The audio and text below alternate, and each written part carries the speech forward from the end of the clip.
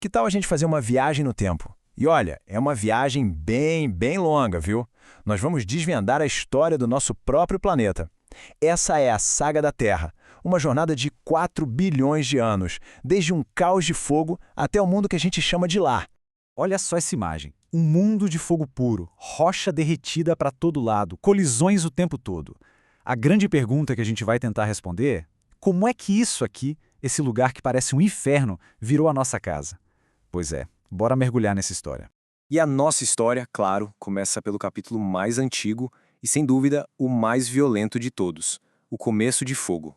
Para a gente ter uma ideia da escala, a gente precisa, sabe, meio que resetar a nossa noção de tempo. Não estamos falando de 1000 anos, nem de 1 milhão de anos. A gente está falando de 4 bilhões de anos atrás. Tenta só imaginar isso. É um tempo mas tão vasto que é quase impossível de conceber. E é bem aí, nesse passado absurdamente distante, que a nossa história começa. Bem-vindos à Era Arqueozoica. É aqui que tudo começa, sabe? A Terra está se formando. Pensa num período definido pelo resfriamento bem lento do planeta e pela criação das primeiras rochas. É isso. O alicerce, a base do nosso mundo, estava sendo construída nesse exato momento. Pensa só nisso. A Terra começou a criar uma espécie de casca, uma pele. Em cima de um oceano de magma, uma crosta fininha começou a se formar. Foi aí que surgiram os escudos cristalinos, que são tipo os tijolões rochosos super antigos que formaram os continentes. E também as rochas magmáticas, que nada mais são do que lava que esfriou. Resumindo, a terra firme estava finalmente nascendo. E aí, depois de quase 2 bilhões de anos, com um palco de rocha finalmente pronto, uma nova revolução estava para começar. A gente está entrando agora na Era do Primeiro Respiro. A paisagem já é outra. A Terra ainda era assim um lugar cheio de vulcões por toda parte, mas agora uma grande novidade: oceanos! Oceanos imensos! E foi exatamente nessa mistura de fogo e água que uma mudança simplesmente dramática começou a acontecer. Bom, a Era Proterozoica durou muito tempo. Começou há 2 bilhões e meio de anos com muito vulcão ativo. Mas o grande evento, o que realmente importa aqui, foi a tal da grande oxigenação. Basicamente, a vida microscópica começou a soltar oxigênio na atmosfera. E isso mudou absolutamente tudo. Esse gás novo acabou limpando o metano da atmosfera, que era um gás de efeito estufa super forte, e o planeta esfriou. Esfriou tanto que no fim dessa era, a Terra virou uma bola de gelo. E toda essa atividade geológica intensa teve uma consequência, digamos, bem prática para a gente hoje em dia. Verdadeiros tesouros foram criados no fogo.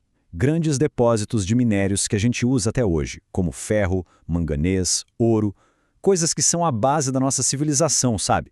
Tudo isso foi formado nessa época. Então, a gente tem um planeta mais estável e uma atmosfera cheia de oxigênio. As condições estavam perfeitas. O que veio a seguir não foi uma evolução lentinha, não. Foi uma verdadeira explosão. A vida explode. Imagina só, por bilhões de anos, a terra firme era só um deserto de rocha, nada. Mas aí a vida, que já estava bombando nos oceanos, deu o grande salto para fora d'água. E assim surgiram as primeiras grandes florestas, cobrindo o mundo com um tapete verde pela primeira vez na história e mudando a cara do planeta para sempre. E claro, né? Onde tem planta, os animais vêm atrás. As florestas criaram um habitat novinho em folha, e os primeirões a explorar esse olhar foram os insetos. Eles foram os verdadeiros pioneiros desse mundo novo. Nesse ponto, a evolução parecia estar com o pé no acelerador. Logo depois dos insetos, já apareceram os primeiros répteis. E eles tinham uma vantagem e tanto: ovos com casca dura e pele com escamas. Isso significava que eles estavam super bem adaptados para viver longe da água e podiam conquistar o interior dos continentes. E essa ascensão dos répteis leva a gente para uma das eras mais famosas da história do planeta, né? A Era dos Répteis. Mas um spoiler, não era só sobre dinossauros não, hein? O mundo estava literalmente se mexendo. Aquele supercontinente, a Pangeia, começou a se quebrar. O vulcanismo continuava a todo vapor, moldando os continentes novos que iam se separando. E no meio dessa bagunça toda, 2 novidades incríveis apareceram. As primeiras plantas que davam flores e, bem escondidinhos, vivendo nas sombras, os primeiros mamíferos. Mas é claro, né? Por mais que tivesse tudo isso de novo acontecendo, os donos do pedaço, os reis indiscutíveis do planeta, eram outros. Eram os répteis gigantes, os dinossauros. E eles não brincaram em serviço. Foram mais de 150 milhões de anos de reinado absoluto sobre a Terra. Depois do reinado e da queda dos dinossauros, o mundo mudou de novo. E essa mudança abriu caminho para a era que finalmente ia levar até os dias de hoje. Bem-vindo ao nosso mundo moderno. Agora repara só como o tempo parece que acelera. As eras finais, o período terciário, que começou uns 60 milhões de anos atrás, e o quaternário, que tem só 1 milhão de anos. Se a gente comparar com os bilhões de anos que a gente já viu, isso foi tipo ontem. Então, no período terciário, com o caminho livre, sem os grandes répteis, os mamíferos finalmente tiveram a sua chance. E eles aproveitaram. Aves, primatas e um monte de espécies novas de mamíferos prosperaram. Eles se espalharam e ocuparam todos os cantos do planeta.